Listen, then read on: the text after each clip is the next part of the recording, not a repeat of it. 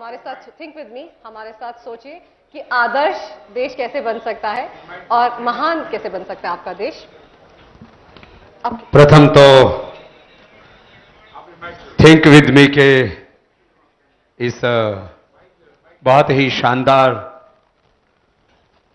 और भव्य आयोजन के लिए मैं हमारे बड़े भाई आदरणीय श्री सहारा श्री सुब्रत राय जी का और पूरे सहारा परिवार का बहुत बहुत अभिनंदन करता हूं। आज से करीब 20 साल पहले मैंने एक बहुत बड़ा फोटो सहारा श्री का एक बहुत लंबा इंटरव्यू पढ़ा था। उस समय हमें दुनिया के बहुत कम लोग जानते थे, तो मैंने ये अपना संस्मरण करीब 1-2 महीने पहले सहारा श्री को बताया कि मैंने सोचा है भाई ये आदमी तो बहुत बड़ा सोचने वाला आदमी, इस आदमी से कभी मिलना चाहिए। वक्त के साथ ऐसा संयोग बना कि हम ऐसे मिले कि एक दूसरे से अभिन्न हो गए। और जहां तक प्रश्न है योग का, उद्योग का और एक राष्ट्र को शिखर पर ले जाने का ये जो सब संयोग बना, इसमें मैं 2-3 बातें कहना चाहता हूं, बहुत छोटी छोटी। मैंने कभी बड़ा बनने का सपना ही नहीं देखा। अनपढ़ मां बाप के घर में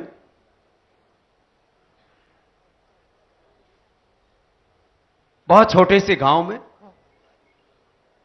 पैदा हुआ, सेकेंड हैंड बुक लेके पढ़ा करता था। बचपन में कोई थोड़ा आगे बढ़ने की कोशिश करे तो लोग कहते थे हाँ ये टाटा बिरला बनेगा, लेकिन हमको बन गए बाबा। बड़े बड़े एमएनसी जो है थरथरा रहे हैं, कांप रहे हैं कि आप आखिर कौन सा आसन कर रहे हैं उनके सामने। जानना चाहते हैं कि ये कौन सा आसन है और कौन सी पटकनी है उनके लिए। आज एंकर मेरे साथ में ऐसी बैठा दी, इसलिए आपको पटकनी नहीं दूंगा। नहीं नहीं, आप हमारे दर्शकों में से किसी को भी लेकर दे सकते हैं। नहीं तो हमारे दर्शकों में बहुत इससे पहले एक प्रोग्राम में वो भाई जो है रणबीर उलझ गया तो मेरे से बोला बाबा जी मेरे साथ डांस करो। मैंने कहा भैया मुझे नहीं करना आता है। तो बोले आपको क्या करना आता? मैंने कहा ठोकना आता। तो दरअसल हम किसी को कुछ डराने के लिए कुछ नहीं कर रहे हैं, कुछ पाने के लिए कुछ नहीं कर रहे हैं। आज पतंजलि आयुर्वेद का 1% भी शेयर किसी व्यापारी के पास नहीं है। 100% शेयर आचार्य भाषण जी के नाम है, क्योंकि वो लीगल रिक्वायरमेंट है। लेकिन मैं अनपेड ब्रांड एम्बेसडर हूं पतंजलि का। आचार्य भाषण ji unpaid MD CEO share holder हैं पतंजलि के। और एक खास बात ये बताना चाहता हूं कि पतंजलि कोई व्यावसायिक प्रतिष्ठान नहीं है। पतंजलि का 100% प्रॉफिट चैरिटी के लिए हो, और मैं चाहता हूं ऐसा काम तो पूरे देश में सब लोग करें। और यही कारण है कि पतंजलि ने पिछले साल मात्र 5 वर्षों की यात्रा में 5,000 करोड़ रुपए का टर्नओवर किया। इस साल 10,000 करोड़ होगा।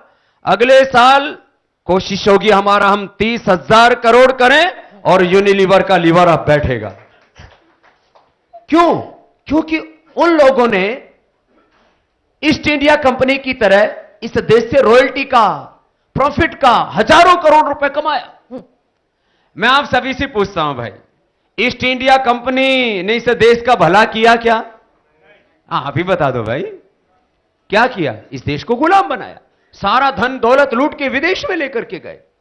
हमने इस देश के 1 लाख से ज्यादा लोगों को तो अभी तक रोजगार दिया है। पहले बाबा लोग अमीरों की जेबों की तरफ निगाहें रखा करते थे। मैं यहां पर आया हूं, प्राइवेट फ्लाइट करके आया हूं, लेकिन सारा श्री से 1 रुपया ना लिया है ना लेने वाला। पहले लोग अमीरों की, बाबा लोग खास करके अमीरों की जेबों की तरफ देखा करते थे, उनकी तरफ देखते थे कुछ हमारे मंदिर में, हमारे ट्रस्ट में दान करेंगे। हमने जिसकी तरफ देखा वो अमीर हो गया है। अच्छा, हमने 1 लाख से ज्यादा लोगों को रोजगार दिया है, 1 करोड़ से ज्यादा किसानों को अपने साथ में जोड़ा है, और आगे 5 सालों का हमारा संकल्प है कि हम 5 लाख से ज्यादा युवाओं को, यंगस्टर्स को रोजगार देंगे और 5 करोड़ से ज्यादा किसानों को समृद्धि देंगे। और यहां पर भी देने वाले हैं, नोएडा में भी प्रोजेक्ट आ रहा है हमारा, नागपुर में, तेजपुर में। आजादी के 70 सालों में एक भी प्रोजेक्ट तेजपुर में नहीं लगा पाए, क्योंकि चीन नहीं चाहता था वहां कोई प्रोजेक्ट लगे। जो कोई प्रोजेक्ट लगाए उसको बोले उड़ा देंगे, हमें भी बोला उड़ा देंगे। मैंने कहा आए इसके लिए उड़ाओ।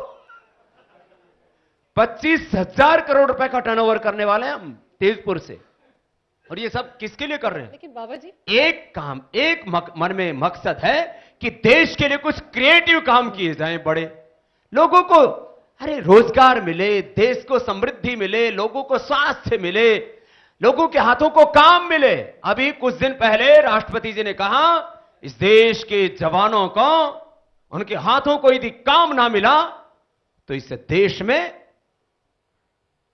एक बहुत बड़ा प्रश्न पैदा हो जाएगा, एक बहुत बड़ी चुनौती बाबा जी, और बहुत बड़ा एक गलत वातावरण पैदा हो जाएगा। अब आप बताइए क्या गलत कर दिया बाबा जी ने? नहीं, आप बहुत अच्छा कर रहे हैं, बहुत अच्छा कर रहे हैं, लेकिन आपके आसन जो है ना लोगों को परेशान करते हैं। मैं इसलिए उनकी परेशानी की बात कर रही थी। अब मुझे ये बताइए कि योग गुरु बाबा रामदेव मैनेजमेंट गुरु बन गए हैं, 25,000 करोड़ का टर्नओवर का टारगेट आपका है, आपने हमें बताया। ये अभी 2 साल का है बहन जी। आपने बताया, हाँ, अभी 5 साल का मैं इसलिए नहीं बताया कि हो सकता है बहुत से लोगों का ब्लड प्रेशर ना बढ़ जाए, स्वास्थ्य का भी तो ख्याल रखना। तो फिर वो आपके पास ही आएंगे, आपके पास ही आएंगे कि कौन सा आसन करें कि हमारा ब्लड प्रेशर कम हो। अब ये बताइए कि मैनेजमेंट की डिग्री के बिना इतना बड़ा साम्राज्य आप कैसे संभाल लेते हैं? ये भी लोगों के लिए एक कौतूहल का विषय है। थिंक विद मी, मेरी तरह से सोचो। थॉट्स, इमोशंस एंड एक्शंस, यही लाइफ है और कुछ नहीं है। जैसे थॉट्स होते हैं ऐसे इमोशंस हमारे भीतर पैदा होते हैं और वैसे हम एक्शन करते हैं। देखो, दिमाग Stanford, Oxford, Harvard, Cambridge, IIT, IIM से नहीं आता है। दिमाग भगवान देते हैं हमको, और उस भगवान के दिए हुए दिमाग को तराशने का काम योग करता है। जो मेरे साथ योग करेगा उसका उद्योग भी बहुत जोरदार चलेगा। इसलिए आप में से जो भी भाई बहन लाइफ में आगे बढ़ना चाहते हैं, वो सुबह सुबह योग करना शुरू कर दो। योग करोगे तो आपके दिमाग में ना बहुत अच्छे अच्छे आइडियाज आएंगे। मेरे पास कोई क्रिएटर, एड बनाने के लिए कोई क्रिएटिव एजेंसी नहीं है साहब। आप तो मॉडल भी हैं, अपने सारे प्रोडक्ट्स की मॉडलिंग खुद करते हैं, यहां भी पैसे बचा रहे हैं अब, या कहीं ना कहीं बाबा को लग रहा है कि मैं मॉडलिंग भी कर सकता हूं? ये भी एक चैलेंज है। देखो, मैं बोल रहा था मेरे पास कोई क्रिएटिव एजेंसी नहीं है। अभी भी जहाज में आते आते 3 क्रिएटिव लिखवा दिए मैंने। अपने आप आइडियाज आते रहते। तो मैं क्रिएटर भी हूं, मैं एक्टर भी हूं। अब हमारे मैं इसलिए इस बात को कह रहा हूं कि हम क्या नहीं कर सकते भाई। मेरा मॉडलिंग करने वालों से कोई विरोध नहीं है, वो सब हमारे भाई बहन हैं, हमारे बेटे बेटियां हैं, अच्छा करें खूब, क्या दिक्कत है। लेकिन भाई मैं क्या नहीं कर सकता? तो मैं कह रहा था सब कुछ तो कुदरत का दिया हुआ होता है। अब ये जो एड में कहते हैं कि मैंने फेयर एंड लवली लगाए और मैं गोरी हो गई, झूठी बात है। उसकी मां ने पैदा गोरा किया, किसी क्रीम में गोरा थोड़ी बनाया। तो झूठी बात है।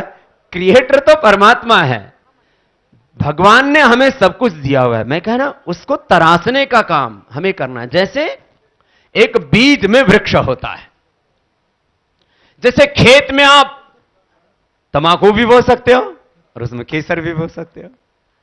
तो हमने अपने बीज को वृक्ष बनने के लिए वातावरण दिया, हमने खेत में अच्छे बीज डाले। हम तो किसान के बेटे हैं, तो ये खेती बढ़िया हो रही है और हम चाहते हैं कि ये खेती, ये खुशहाली पूरे देश में बढ़िया हो। और हमारे साथ एक उभरती कलाकार भी हैं, अदाकारा उर्वशी रौतेला जी भी हमारे साथ मंच पे। इनके लिए भी एक बार जोरदार अभिनंदन है। उर्वशी जी, आपको बहुत बहुत प्रणाम है बेटा। आप भी खूब आगे बढ़िए जिंदगी में, और इनके लिए ताली बजाइए अच्छी से। हाँ, खूब आगे बढ़िए, आपको बाबा रामदेव से कोई खतरा नहीं है।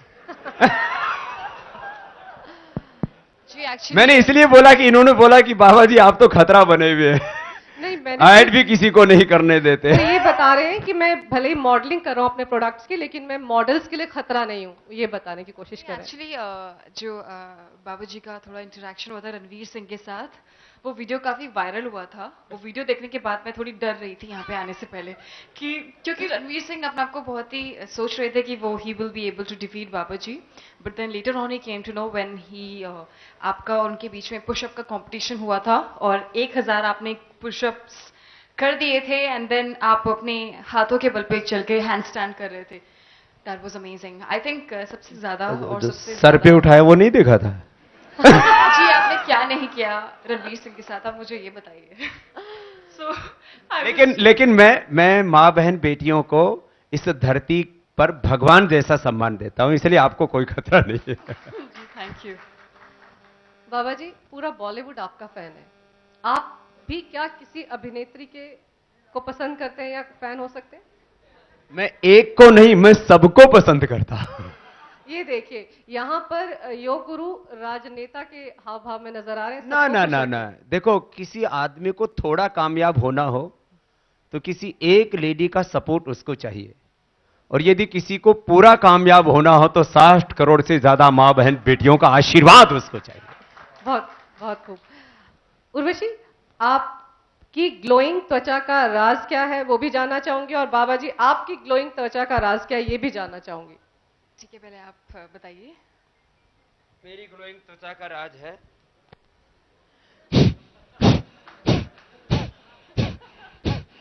आप ऐसे मत करना है बहन जी। जी मैं भी आप ही का योगा फॉलो करती हूँ। खैर गांव करती में अभी क्या बात है।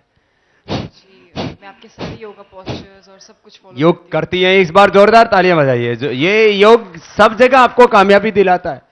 एक तो ये करता हूं मैं, इससे नेचुरल ग्लो आता है आपकी त्वचा पर। ये दूसरे वाला करने में थोड़ा कष्ट होता है। लोग 6 पैक बनाते हैं, मैं सिंगल पैक बनाता हूं। हाँ ये देखा था मैंने रणवीर सिंह के साथ, यही देखा था। या वाह वाह,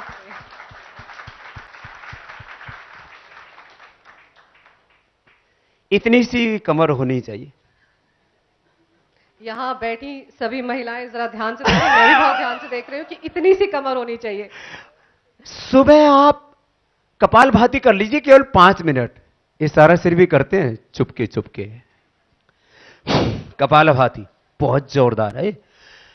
और थोड़ा सा अनुलोम विलोम कर लो, इससे पूरा sympathetic parasympathetic hypothalamus system, 72 crore 72 lakh 10,201 सूक्ष्म नाड़ियां हमारे शरीर में ना पूरी शुद्ध हो जाती हैं। और आपको बहुत अच्छा ग्लो चाहिए ना 100 साल तक। मैं एकदम गारंटेड बात बताता हूं, पतंजलि का प्रोडक्ट खरीदने की जरूरत नहीं है। एलोवेरा जेल लगाइए और एलोवेरा जूस पीजिए, 100 साल तक जैसे मां की कोख से।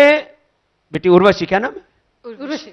हाँ हाँ, उर्वशी परी को बोलते हैं हमारे यहाँ। तो आप तो धरती पर ऐसे ही उतर के आई हो जैसे भगवान ने साक्षात कोई सौंदर्य धरती पर उतार दिया है। आशीर्वाद आपको। जैसे आप मां की कोख से उर्वशी जैसी कोई बेटियां पैदा होती है ना, और उस आती जिंदगी भर उनका सौंदर्य घटे नहीं, तो आप एलोवेरा जूस पीजिए और एलोवेरा जेल लगाइए। ये छोड़ दीजिए तमाम केमिकल्स, इनमें कुछ नहीं रखा है। कोई भी कंपनी बनाती हो चाहे, नेचुरल ब्यूटी आपको नेचर से ही मिलेगी। तो मैंने अपना राज बता दिया, अब बहन जी बताइए। अब उर्वशी की बारी है। जी सबसे पहली बात है वर्कआउट की। आई थिंक आप एक दिन में अगर 2 घंटे भी वर्कआउट करते हैं या फिर 1 घंटा भी वर्कआउट करते हैं, that is more than sufficient. मैं स्टार्ट ट्रेनिंग करती हूँ, मैं तरह तरह की अलग अलग डिफरेंट ट्रेनिंग करती हूँ। इंटरवल ट्रेनिंग करती हूँ, हैंड स्टैंड्स करती हूँ, कार्टव्हील्स करती हूँ और स्प्लिट्स करती हूँ, 180 स्प्लिट। बट उसके अलावा आई फील फिजिकल फिटनेस से भी कई ज़्यादा मेंटल फिटनेस बहुत ज़्यादा ज़रूरी है, जो सिर्फ और सिर्फ योगा ही कर सकता है। बिल्कुल। सो विद दैट मेरे घर पे मेरी पूरी फैमिली, मेरे डैड, मेरी मॉम हमेशा बाबाजी जो हैं वो सब रिलीजियसली देखते हैं, सब वो जो भी बताते हैं हर चीज़ के बारे में। और ये बात जो उन्होंने एलोवेरा की है, तो हर सुबह उठ के सबसे पहले जो मैं मेरे बॉडी के अंदर जाता है वो दैट्स एलोवेरा जूस। तो he is actually very right. और रही बात ग्लो की, तो मैं एज सच कुछ भी नहीं करती हूँ। I am born Uttarakhandi girl. मैं हिमालयस की हूँ, उत्तराखंड से आई हूँ। So my entire family is just like that, क्योंकि पले बड़े ही I mean I grown up playing with snow and in mid of nature. I think now I live in Mumbai but I really miss that life. I think it's that life was very peaceful.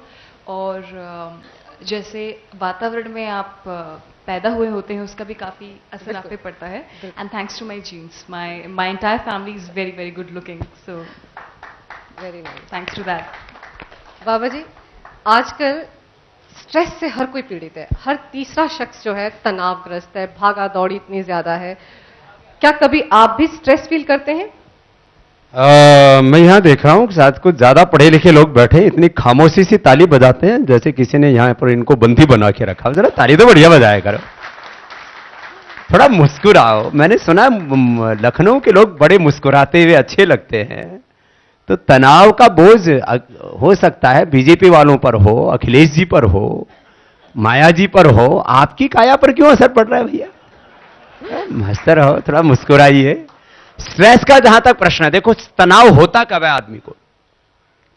तनाव होता है इंसान को तब जब उसको ऐसा लगता है कि मैं इसको नहीं कर पाऊंगा।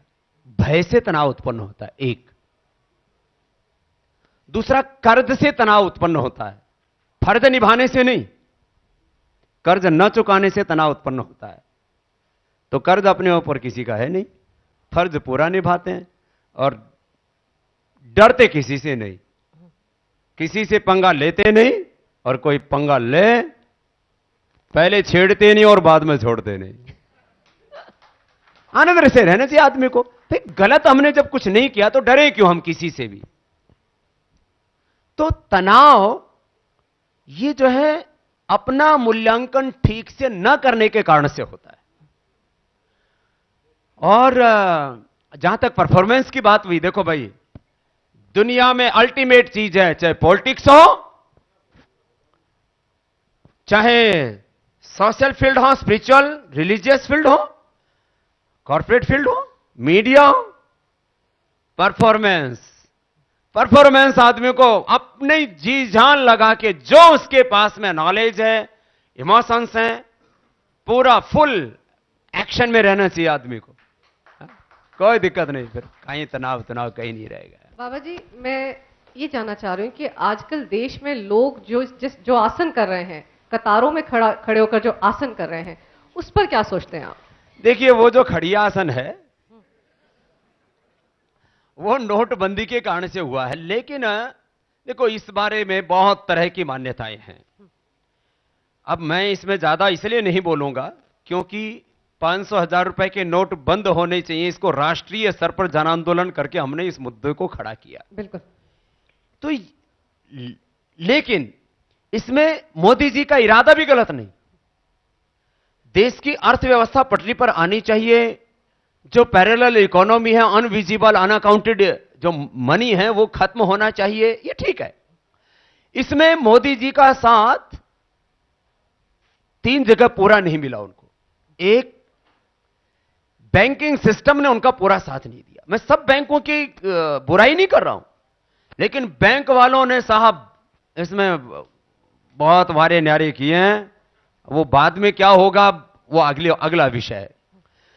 दूसरा, अब कुछ बातों में आरबीआई के ऊपर कभी कोई प्रश्न चिन्ह नहीं लगा था, लेकिन आरबीआई के भी कुछ अधिकारी जैसे गिरफ्तार हुए हैं, और आगे जिस तरह से जितनी रकम जमा हुई है, तो अब इस पर भी एक शक सुबह शुरू हो गया है कि 15 लाख करोड़ के करीब आरबीआई से, मैंने भी आरटीआई डाल करके निकलवाया था कि कितने रुपए छापे 500,000 के, तो उन्होंने कहा था 15 लाख करोड़, तो 14 लाख करोड़ से तो ज्यादा जमा हो गए। बाकी जो बैंकों के पास में थे, अभी मैं कोई और एक भी बात कह दी तो मामला गड़बड़ हो जाएगा। लेकिन इसमें भी कुछ गड़बड़, आरबीआई की तरफ से भी शायद जितनी सपोर्ट मिलनी चाहिए थी उतनी नहीं मिल पाई। जब कैश क्राइसिस एक अलग विषय है। तीसरी बात यह है कि इस विषय पर समाज में दो तरह की चर्चा हो रही है। विरोध, यह कोई नहीं कह रहा है कि मोदी जी के मन में कोई बेईमानी है, तो प्रोसीजर्स को लेकर के जो एक पूरा चीज है उसमें थोड़ी सी कुछ चीजें और बेहतर हो सकती थी, या जो भी कुछ है। मैं इतना ही कहूंगा कि इस संदर्भ में और थोड़ा वक्त के बाद पूरे सत्य सामने आएंगे, लेकिन इरादा गलत नहीं लगता, इतनी बात जरूर। 50 दिन की बात हम लगातार सुनते आ रहे हैं। आपको लग रहा है 50 दिन के बाद इस आसन से लोगों को मुक्ति मिल जाएगी, जिसको आपने खड़िया आसन का नाम दिया है? नहीं, मोदी जी ने वादा तो किया ही है, तो बाकी बीजेपी वालों से पूछना, इधर बैठे हैं साक्षी जी महाराज। मैं बीजेपी का प्रवक्ता थोड़ी हूं, मैं बाबा हूं, मेरे से बाबा हुआ है, प्रश्न पूछो। ये देखिए, बहुत जल्दी याद आ गया, पहले सवालों के जवाब दे रहे थे। अच्छा, मुझे ये बताइए कि खाली वक्त में स्वामी रामदेव क्या करते हैं? कभी गुनगुनाते हैं? हाँ, गुनगुनाता हूं। हम भी सुनना चाहेंगे। कैसे सुनेंगे? देखो, मेरे को वो प्यार वाले गाने तो आते नहीं। बाबा जी, आप मेरे गाना गाइए। मेरे को, मैं अपने वाला गाना गाऊंगा, आपका वाला। वाला कौन सा? मेरे इतने अच्छे अच्छे गाने हैं। जमी सलाम करे आसमा सलाम करे, जमी सलाम करे आसमा सलाम करे, करो वो काम की सारा जहां सलाम करे। तालियों की खामोशी तोड़ो जरा। करो वो काम की सारा जहां सलाम करे, मिटा दो जुल्म की आंधी की तुम फौलाद बनो, मिटा दो जुल्म की आंधी की तुम फौलाद बनो, खाक में मिलकर भी कौम की औलाद बनो, खाक में मिलकर भी कौम की औलाद बनो। तुम्हारे कारवां को हर जवां सलाम करे, तुम्हारे कारवां को हर जवां सलाम करे, करो वो काम की सारा जहां सलाम करे, जमी सलाम करे आसमां सलाम करे, जमी सलाम करे आसमां सलाम करे, करो वो काम की सारा जहां सलाम करे। बहुत खूब, बहुत खूब। बाबा जी, मैं चाहता हूं इस देश में, लोग कहते हैं, कोई कहते हैं राम मंदिर बनना चाहिए, कोई कहते हैं फिर से जो है वो काशी विश्वनाथ का भी उद्धार होना चाहिए, कोई कहते हैं कि जो है वो कृष्ण जन्मभूमि का भी उद्धार होना चाहिए। मैंने कहा भैया अपना उद्धार तो पहले कर ले, बाकी सारे काम हो, अच्छी बात है, लेकिन तुम राम बन जाओ, तुम कृष्ण बन जाओ, तुम हनुमान बन जाओ। भगवान आर्यों को ऐसी लगन लगा दे, देश और धर्म की खातिर जीना इन्हें सिखा दे, भगवान आर्यों को फिर राम कृष्ण निकले। मेरी मानो तो मेरा नाम भी बचपन में राम कृष्ण रख दिया था कि हमें राम और कृष्ण जैसा बनना है। फिर राम कृष्ण निकले घर घर गली गली से, अर्जुन व कर्ण जैसे योद्धारण स्थली से, भीष्म से ब्रह्मचारी और भीम महाबली से, गौतम कणाद जैमिनी और ऋषिवर पतंजलि से, फिर से कोई दयानंद जैसा ऋषि दिखा दे, भगवान आर्यों को ऐसी लगन लगा दे, भगवान आर्यों को। और सुनना है? नहीं, हम सुन सकते हैं, बहुत देर तक सुन सकते हैं आपकी आवाज में। बाबा जी, आप देश विदेश में शिविर लगाते हैं, लोग घर घर तक आपने योगा को पहुंचाया है, योग को पहुंचाया है। पहले तो योग सिर्फ योगियों तक ही सीमित रहा, लेकिन आपको श्रेय जाता है कि आज घर घर में लोग योग। हमने लोगों को साधारण बात बताई बहन, कि जो योग करेगा वो योगी हो जाएगा। पहले लोगों ने कुछ बातों में गलत फहमियां पैदा कर रही थी। मैं देखो, कोई जन्म से ब्राह्मण हो तो मेरी बात का बुरा नहीं मानना, मैं कर्म से ब्राह्मण हूं, पहले बोलते थे ब्राह्मण ही वेद पढ़ेगा। हमने कहा जो भी वेद पढ़ेगा वही ब्राह्मण हो जाएगा। पहले बोलते थे योगी योग करेगा, मैंने कहा जो योग करेगा वही योगी हो जाएगा। चाहे भाई कोई मोदी जी जैसा करेगा तो प्रधानमंत्री हो जाएगा। अब सोच में पड़ गए। दरअसल इंदिरा जी और नेहरू जी भी क्या करते थे, शायद राहुल जी ने छोड़ दिया। मैं चाहता हूं वो भी रोज योग करें, उनके लिए भी जरूरी है। आप लोग राहुल जी की बात पर इतने क्यों हंसे? नहीं, मैंने एक अच्छी नेक सलाह दी है। साधु का काम है सबको नेक सलाह देना और सबको प्यार करना। मेरा कांग्रेस से और कांग्रेसियों से कोई बैर नहीं है, मेरा किसी पार्टी से भी कोई बैर नहीं है। मैं योगस्थ हूं, तटस्थ हूं। और मैं बात ये कही, देखो योग का जहां तक प्रश्न है, योग क्या है? योग एक साइंटिफिक, यूनिवर्सल, सेक्युलर और इफेक्टिव प्रैक्टिस है। इसमें क्या है? अब आप जो है सूर्य नमस्कार करते हैं, मान लीजिए आपने सूर्य नमस्कार किया, करके दिखाओ तो कर देते हैं। इसमें क्या है? देखो अब हमारी उर्वशी बेटी जो है ना, वो योग वाले कपड़े नहीं पहन के आई, नहीं तो इससे भी करवाता। नहीं, दर्शकों में से किसी से करवाना चाहें आप तो करवा सकते हैं स्वामी जी। मैं सारा श्री से करवाऊंगा, साथ में जो कर सकें, क्योंकि मैंने गाउन पहना हुआ है तो देखो तो अभी रुक जाओ। देखो मैं आपसे इसलिए कह रहा हूं, हर एक जवान चाहता है। अब इनमें से बहुतों की उम्र मेरे से आधी है, 25-26 साल के होंगे, ये दौड़ने में मेरे से आगे नहीं दौड़ सकते। और यदि कुश्ती करेंगे तो यदि प्रोफेशनल नहीं है, मध्यम है, तो पटकनी खा जाएंगे। क्यों? क्योंकि आपको जिस उम्र में मैं फिट हूं, उसी उम्र में चाहता हूं मैं 100 साल तक ऐसे ही रहूं, और आपको भी ऐसे ही देखना चाहता हूं। और ऐसे रह सकते हैं हम, इसमें कोई आपको एक्टर एक्ट्रेस बनने की जरूरत नहीं है। मेरे से एक बोला, बाबा जी आपको कौन सी मॉडलिंग करनी है? मैंने कहा भाई मॉडलिंग तो नहीं करनी है, लेकिन अपना मॉडल क्यों खराब करें भाई। तो देखो क्यों बेटा, देखो अब ये पहला पोज, फिर ये दूसरा पोज हुआ, देखो तो पूरी स्ट्रेचिंग हो रही है। फिर आगे झुक गए, फिर ऐसे, फिर ये, फिर वैसे झुक गए, फिर ये उठ गए, फिर वापस आ गए, फिर ऐसे किया। अब कोई ऐसे करेगा तो उसकी पूरी बॉडी फिट रहेगी। 25-50 बार ऐसे कर ले कोई।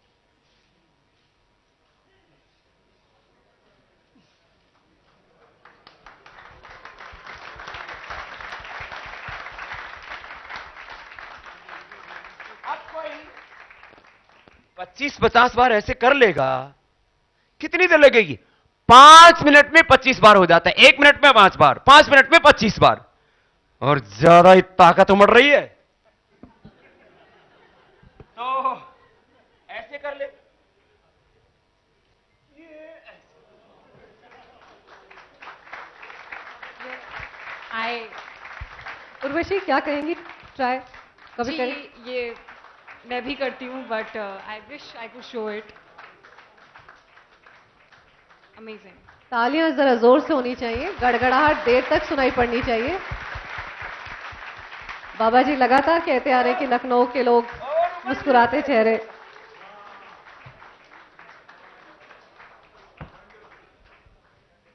बहुत आप लोग घर जाके कच्ची मिट्टी में करना। हां, पहले बचपन में लोग शीर्षासन किया करते थे, ऐसे बस सिर नीचे किया और पैर ऊपर कर दो। जो खुद शीर्षासन करोगे तो दूसरों का तो अपने आप ही होता रहेगा।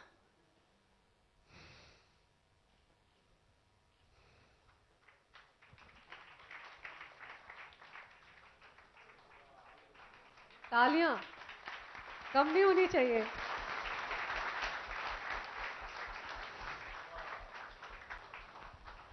आपका अपने शरीर पर, अपने इंद्रियों पर, अपने मन पर विजय होना चाहिए। हम दुनिया जीतना चाहते हैं, खुद से हार जाते हैं।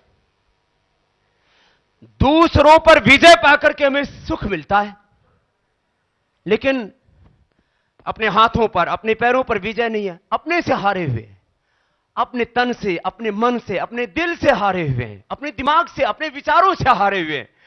जो खुद से हारा हुआ व्यक्ति है वो दुनिया में जीत नहीं सकता। इसलिए आत्म विजेता बनो और फिर हौसला रखो और जिद करो और दुनिया जीतो। मैंने कभी हारना नहीं सीखा है। और हारे क्यों? क्या नहीं दिया हमें भगवान ने? ब्राह्मण, क्षत्रिय, वैश्य, दलित, आदिवासी, वनवासी, किसी भी परिवार में हमें जन्म दिया हो, हम सब भारतवासियों को भगवान ने भारत में जन्म दिया और इतना ऊंचा मस्तिष्क, सबको बराबर मस्तिष्क दिया परमात्मा ने। सोचने के लिए दिमाग, संवेदनाओं से भरा हुआ हृदय और प्रचंड अखंड पुरुषार्थ करने के लिए हमारे भगवान ने भुजाएं दी है। तो करो काम, आगे बढ़ो। हमारे दर्शकों में से कोई सवाल पूछना चाहता हो गुरुदेव?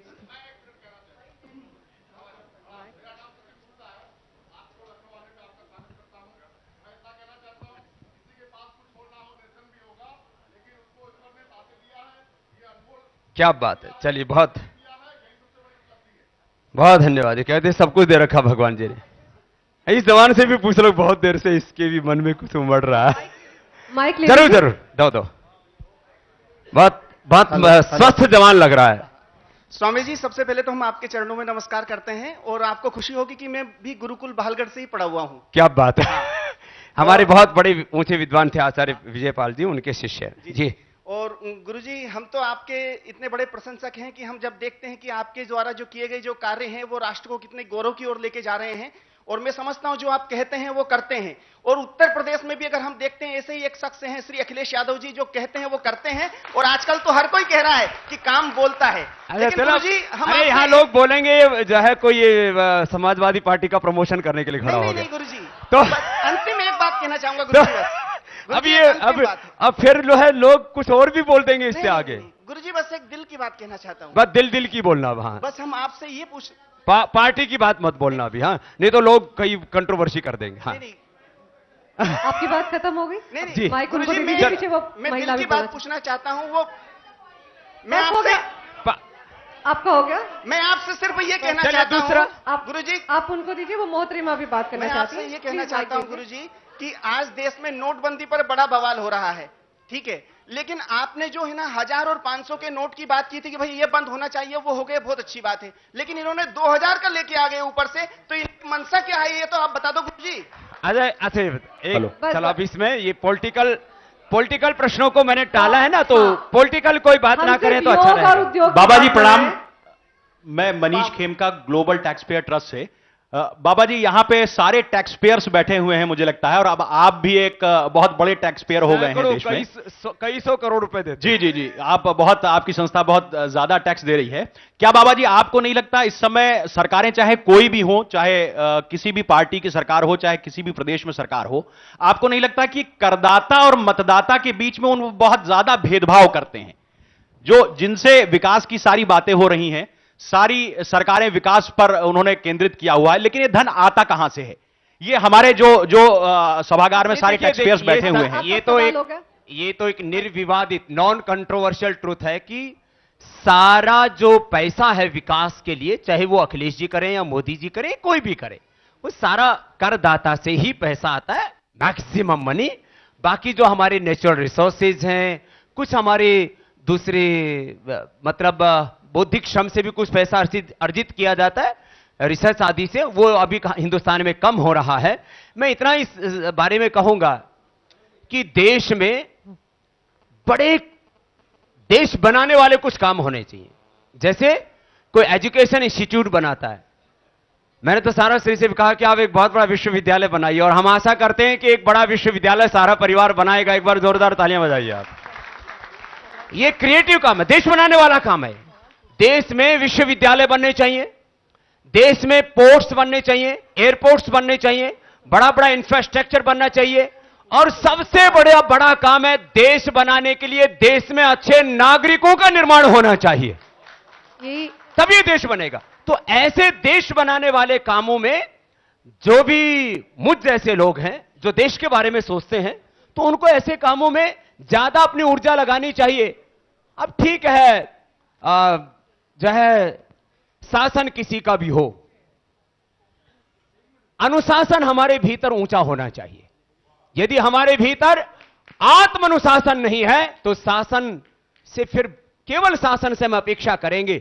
महर्षि पतंजलि भी कहते हैं योगानुशासनम, योग भी अनुशासन से शुरू होता है।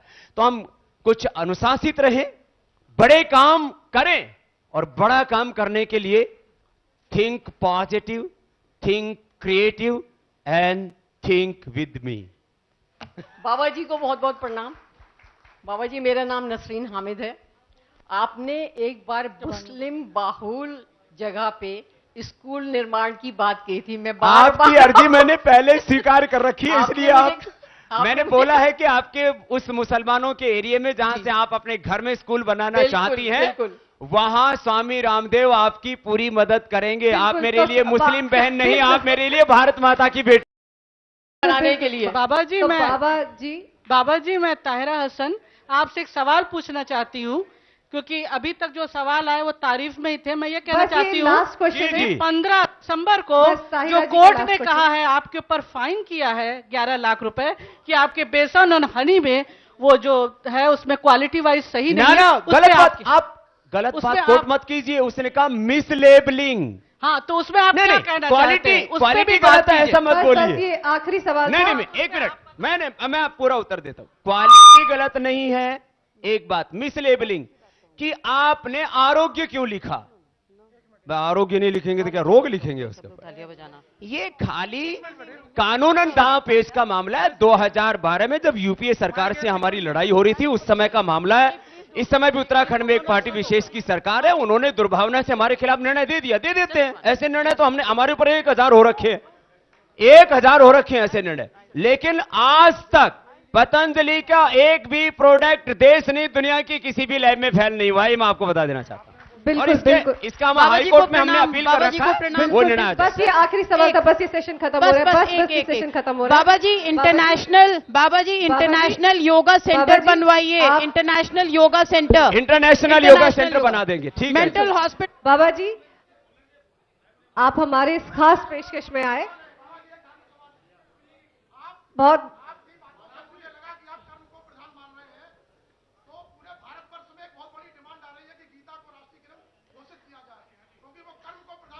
देखो भाई, देखो मैं एक बात कहता हूं, अब चलो आपकी बात सुन ली, अब हम इस बात का उत्तर दे देते हैं। लास्ट बात, बस इससे देखो, आगे और कोई सवाल नहीं, कृपया माइक ले लीजिए। मैं एक योगी हूं और मैं एक कर्म योगी हूं। कर्म करता हूं, उस कर्म से ब्रांड बन जाता है, तो मैं क्या करूं? उस कर्म से सफलता मिल जाती है, उससे समृद्धि मिलती है, उससे देश का गौरव बढ़ता है, उससे विदेशी कंपनियों की बैंड बजती है, तो ये होता है। तो मैं कहता हूं योग करो और कर्म योग करो, बिल्कुल। बाकी और इस देश को आगे बढ़ाने में जो योग करेगा वो इस देश के लिए उपयोगी भी होगा।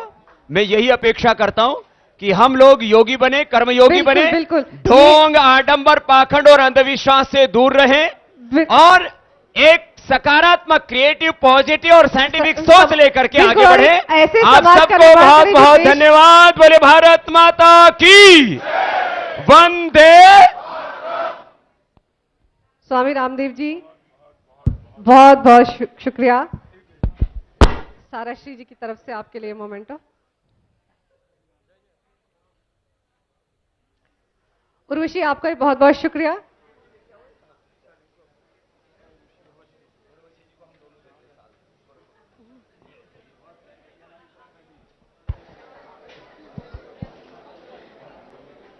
बाबा जी और Urvashi, thank you so much कि आप यहां पर आए, आपका कीमती वक्त निकाल के। Thank you.